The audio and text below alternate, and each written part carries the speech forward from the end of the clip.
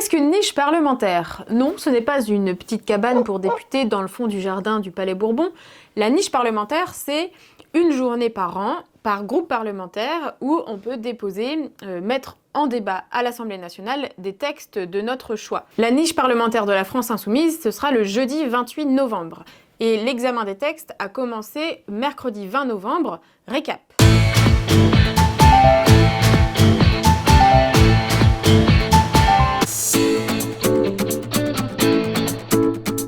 On a proposé pour notre niche parlementaire 10 textes. Le premier, c'était sur un moratoire sur le Mercosur. Malheureusement, le gouvernement a jugé cette proposition de résolution irrecevable.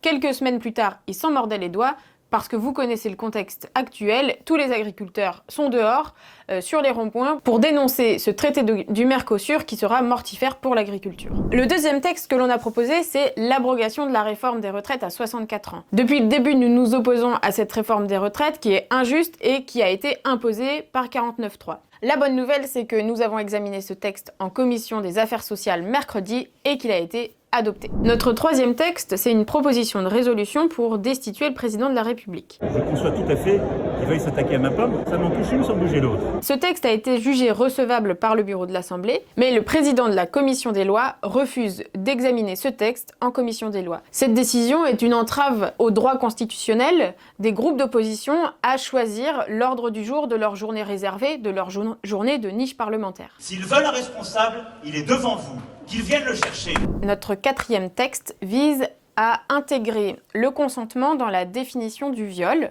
Ce texte a été examiné en commission des lois et il a été rejeté à cause du RN qui a voté contre et de la Macronie qui s'est abstenue sur ce texte, alors qu'ils avaient l'air de dire qu'ils étaient plutôt favorables justement à intégrer la notion de consentement dans la définition du viol. Cinquième texte. Un texte pour bloquer les prix de l'énergie partout en France, dans l'Hexagone, mais aussi dans les territoires ultramarins. Ce texte a été examiné en commission des affaires économiques et il a été adopté. Notre sixième texte, c'est un moratoire sur les projets routiers et autoroutiers. C'est dans le programme du nouveau Front populaire. C'est un texte qui a été examiné en commission développement durable et ce texte a été rejeté alors que pourtant, il y a un vrai sujet sur les questions de construction d'autoroutes, notamment parce que ça artificialise les terres.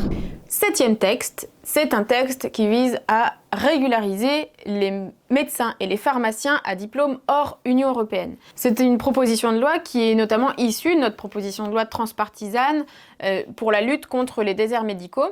Malheureusement, ce texte a été rejeté en commission des affaires sociales. C'est regrettable puisqu'on est dans une situation de pénurie médicale qui s'intensifie.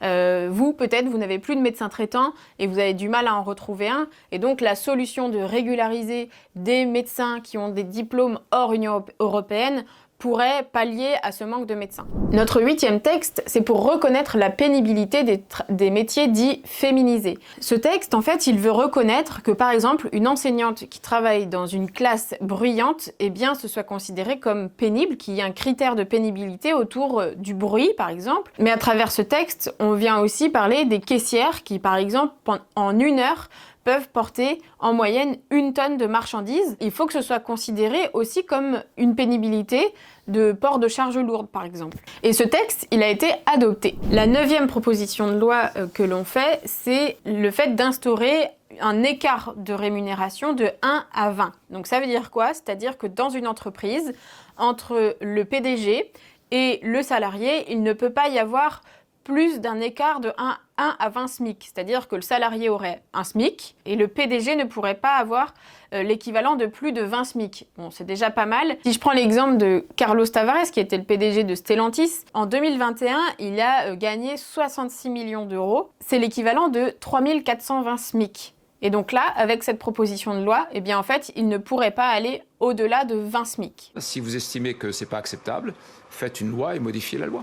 Et cette proposition de loi a été adoptée en commission des affaires sociales. Et notre 10e proposition de loi, eh bien, Elle vise à garantir la mixité sociale dans les écoles privées. Et cette proposition de loi a été rejetée en commission éducation. On espère qu'il n'y aura pas d'obstruction pour pouvoir examiner un maximum de textes sur cette journée du 28. Là, la France Insoumise va utiliser ce qu'on appelle la niche parlementaire pour soumettre aux voix l'abrogation de la réforme des retraites. Le socle commun, vos députés par exemple, les députés du MoDem, participeraient collectivement à une volonté d'éviter qu'il y ait un vote. Ils ont raison.